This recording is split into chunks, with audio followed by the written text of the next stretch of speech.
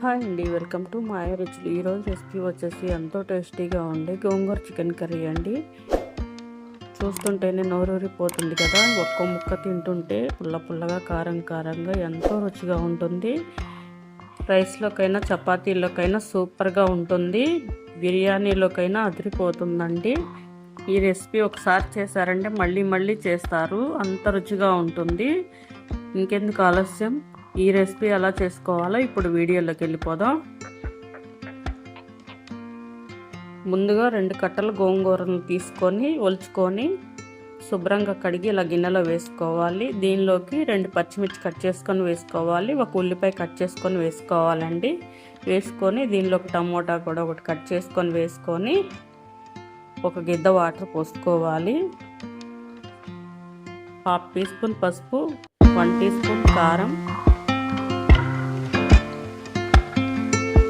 1 tea spoon అల్లం వెల్లుల్లి paste వేసుకొని మూత పెట్టుకొని ఉడికించుకోవాలి. 2 నిమిషాలు ఉడికిన తర్వాత ఇలా ఒకసారి గంటతో మిక్స్ చేసుకోవాలి.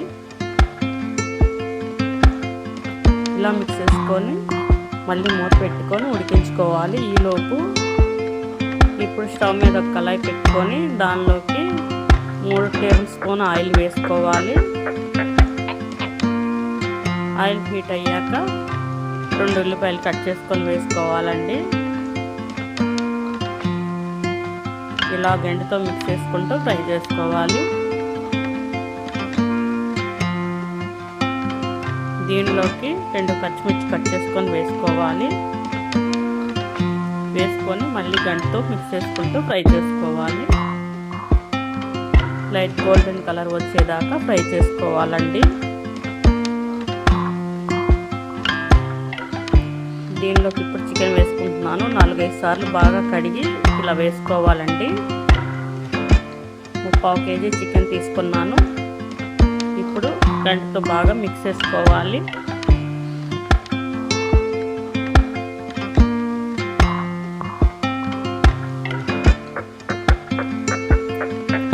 ఇలా బాగా మిక్స్ చేసుకున్నాక మూత పెట్టుకొని మగ్గించుకోవాలి. ఈలోపు గోంగూరను చూద్దాం. గోంగూర రెడీ అయిపోయింది. ఇలా ఉడికితే సరిపోతుంది. ఇప్పుడు స్టవ్ ఆపేసుకొని పక్కన పెట్టేసుకుందాం.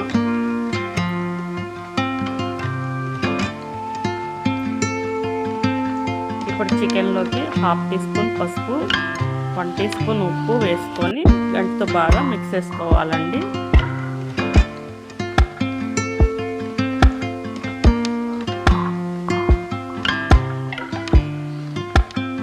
ఇలా బాగా మిక్స్ చేసుకున్నాక మూత పెట్టుకొని మగ్గించుకోవాలి. దీనిలోకి ఇప్పుడు 2 టీ స్పూన్లు అల్లం వెల్లుల్లి పేస్ట్ వేసుకొని మిక్స్ చేసుకోవాలి గంటితో బాగా. ఇలా బాగా మిక్స్ చేసుకున్నాక మళ్ళీ మూత పెట్టుకొని మగ్గించుకోవాలి. అల్లం వెల్లుల్లి పేస్ట్ పచ్చివాసన పోయేంత వరకు మగ్గించుకోవాలి. ఇప్పుడు మూత తీసుకొని దీనిలోకి 1.5 టీ స్పూన్ కారం వేసుకోవాలి. కారం కూడా పచ్చివాసన పోయేంత వరకు మగ్గించుకోవాలండి. ఇలా 2 నిమిషాలు మగ్గించుకున్నాక దీనిలోకి గసాలు కొబ్బరి పేస్ట్ 2 టేబుల్ స్పూన్లు వేసుకోవాలి. ఇలా వేసుకొని గంటతో బాగా మిక్స్ చేసుకోవాలి.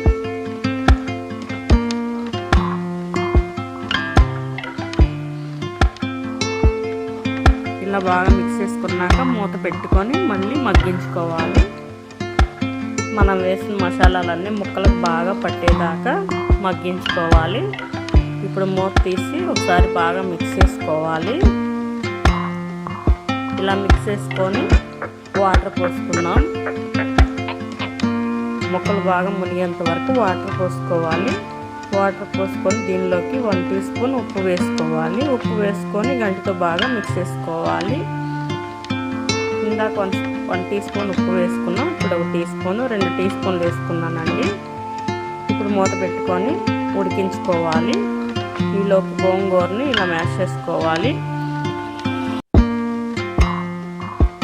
పప్పు గుత్తితో బాగా మ్యాష్ చేసుకొని పక్కన పెట్టేసుకోవాలి. 5 నిమిషాల తర్వాత చూపిస్తున్నానండి. చికెన్ ముప్పాతికి బాగా ఉడికిపోయింది. దీనిలోకి ఇప్పుడు గోంగూర వేసుకుందాం. ఇలా గోంగూర వేసేసుకొని గంటితో బాగా మిక్స్ చేసుకోవాలి. గోంగూర మొత్తం చికెన్లో కలిసిపోయేంత వరకు బాగా మిక్స్ చేసుకోవాలండి.